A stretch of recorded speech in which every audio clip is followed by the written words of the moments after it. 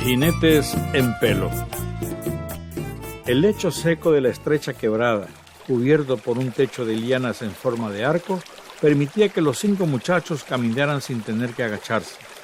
Cada uno de los integrantes del grupo de adolescentes, Tito, Plinio, Reicito, Franklin y Luisito, llevaba una soguita y un saco de nequén.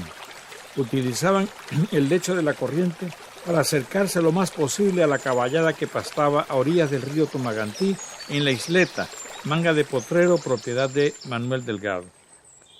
La manada estaba conformada mayoritariamente por yeguas, entre las que estaban la gogo, la panga, la media tapa, la mora y la careta. El indio, el manco y el gacho eran los caballos que acompañaban a las yeguas y a varios potrillos y potrillas, algunos de los cuales todavía no habían sido destetados por sus madres.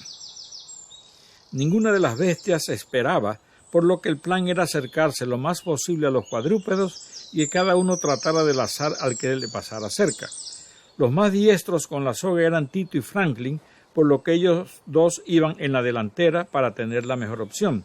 Tito, quien iba al frente de la fila, dijo en voz baja: «Vamos a tratar de vaquearlos para encenarlos entre la quebrada y el río.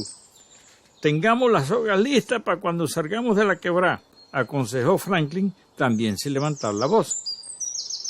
Con el mayor sigilo, los muchachos fueron saliendo de su escondite. Inmediatamente el indio, que tenía su hocico en medio del pasto natural conocido como gramalota, levantó su cabeza y fijó su atención en las 5 figuras que se acercaban. Al instante empezó un coro de voces para tratar de calmar a los cuadrúpedos. ¡Sht! ¡Sht! ¡Sht! Los animales reaccionaron girando sus cuerpos y apuntando sus grupas hacia los recién llegados. Empezaron a caminar tratando de alejarse de los muchachos, viéndolos de reojo para lo que movían ligeramente sus cuellos hacia los lados. Fueron desplazándose entre las 2 barreras naturales, la quebrada y el río, hasta que llegaron a la desembocadura de la quebrada. Cuando las bestias no pudieron seguir alejándose de los adolescentes, se pusieron nerviosas e inquietas. Llegó el momento en que uno de los caballos no resistió el acoso y salió corriendo a todo galope hacia donde se agitaban las gasas en el aire. Inmediatamente se produjo una estampida de quinos y la adrenalina, generada por la tensión, explotó. En fracciones de segundo, los 5 muchachos lanzaron sus cuerdas tratando de atrapar al caballo que les pasó más cerca. Se escucharon 2 gritos. ¡Está cogida, carajo!, exclamó Plinio al darse cuenta que había tenido éxito lanzando a la gogo. ¡Uah! Y dicen que no amarra, dijo Luisito, muy sorprendido cuando sintió el tirón de la soga que le propinó el gacho. Los resultados no fueron los esperados, pues de los 5 aspirantes a vaquero, Plinio y Luisito eran los menos habilidosos con la cuerda. Ahora que había 2 caballos bajo control, sería más fácil atrapar a los otros 3 y así emparejar el número de jinetes con el de las cabalgaduras. Tito y Franklin, los más diestros con las sogas, montaron al gacho y al agogo respectivamente y se dirigieron hacia donde la manada se había trasladado. La jáquima que le pusieron los caballos era confeccionada con uno de los extremos de las sogas y era muy simple, la gasa en el cuello y con el otro extremo un bozal quedando la parte media de la cuerda como rienda. La montura, a su vez, era muy liviana, un saco de nequén doblado en 2 sobre el espinazo del caballo. Las manadas de caballos domesticados se comportan en forma muy distinta dependiendo de cómo se les acerca una persona.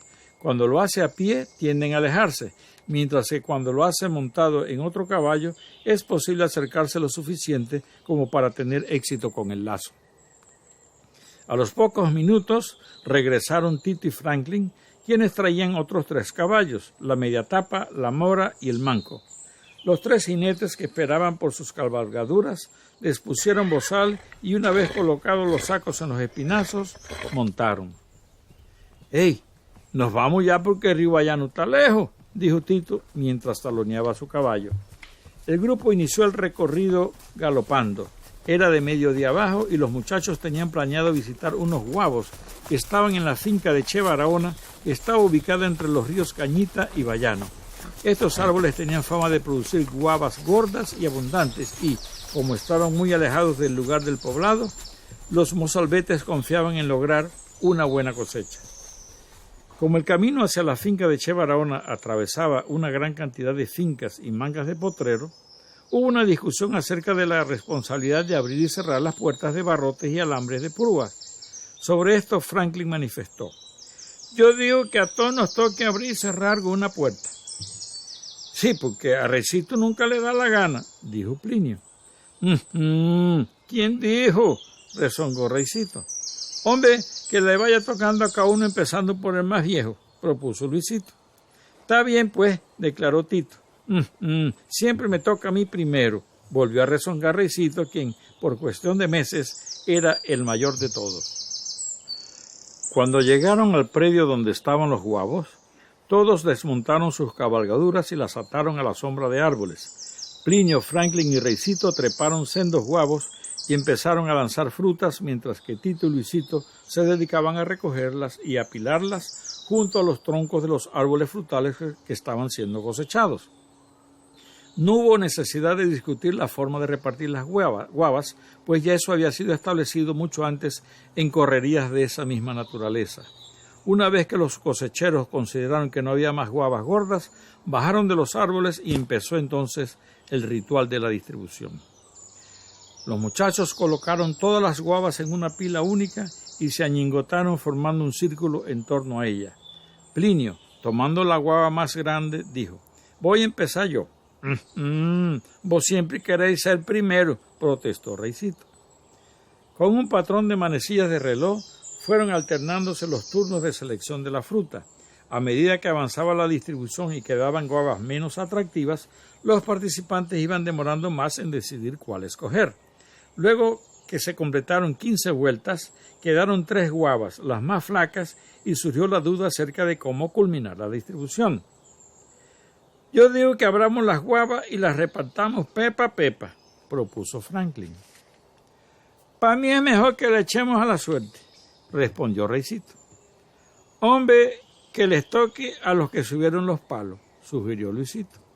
«Está bien, pues», manifestó Tito, y hasta allí llegó la discusión. Los muchachos echaron las guavas en los sacos de nequén, los cuales acomodaron sobre el espinazo de las bestias para que, además de monturas, funcionaran como alforjas. En fila india salieron por el sendero que los llevaría nuevamente a Tomagantí.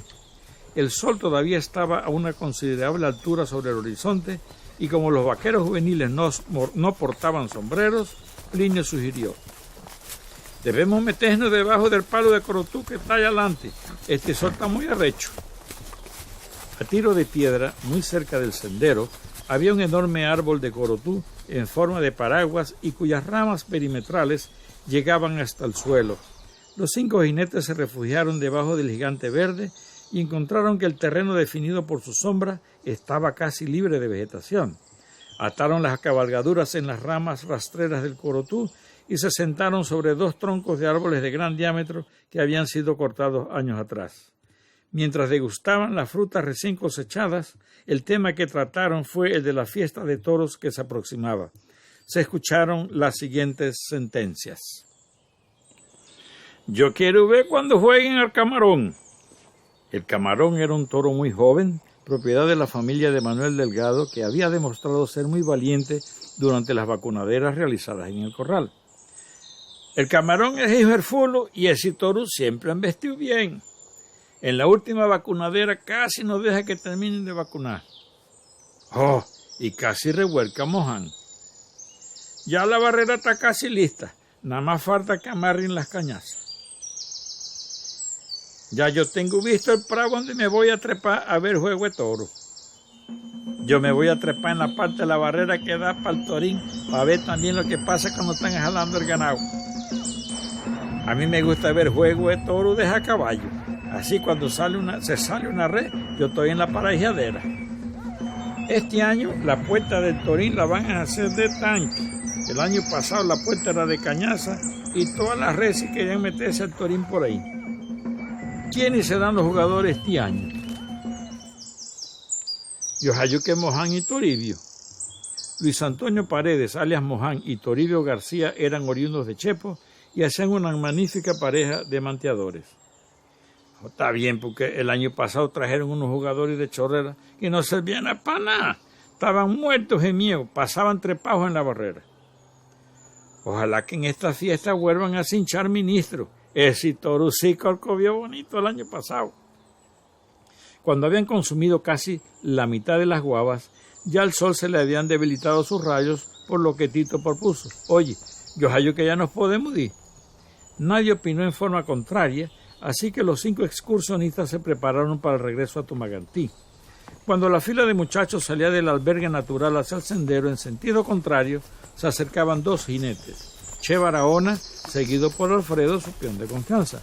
Che, propietario de la finca donde estaban en esos momentos, era tío de todos los muchachos con la excepción de Franklin. A medida que se iban cruzando en el sendero, se dieron los saludos de rigor. A pesar de que los muchachos no podían ocultar su embarazo, Che actuó con completa naturalidad y fue muy cordial al intercambiar los saludos con todos ellos. Por el contrario, Alfredo les devolvía el saludo con una pícara sonrisa, especialmente a aquellos que cabalgaban sobre yeguas.